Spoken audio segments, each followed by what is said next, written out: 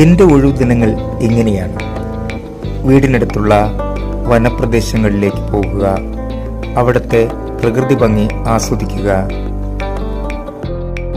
പലപ്പോഴും എന്നെ ചിന്തിച്ചിട്ടുള്ള ഒരു കാര്യമാണ് സാമൂഹിക വനവൽക്കരണത്തിന്റെ പേരിൽ സ്വാഭാവിക വനങ്ങൾക്കിടയിൽ നട്ടുപിടിപ്പിച്ചിരിക്കുന്ന അൽക്കേഷ്യ പ്ലാന്റേഷൻ.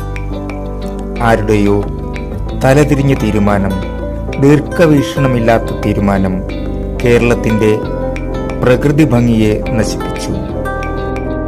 ഒരു പ്രദേശത്ത് അൽക്കേഷ്യ പ്ലാന്റ് ചെയ്താൽ എന്തൊക്കെയാണ് സംഭവിക്കുന്നതെന്ന് ഇന്ന് ആർക്കും പറഞ്ഞു തരേണ്ടതില്ല. പുതിയ വിത്ത് പാകലോ പുതിയ തൈ നടലോ ഒന്നും വേണ്ട. അതിൽ നിന്നും വിത്തുകൾ മുളച്ച് അവിടെ ഒരു അൽക്കേഷ്യ പ്ലാന്റേഷൻ രൂപപ്പെടുകയായി.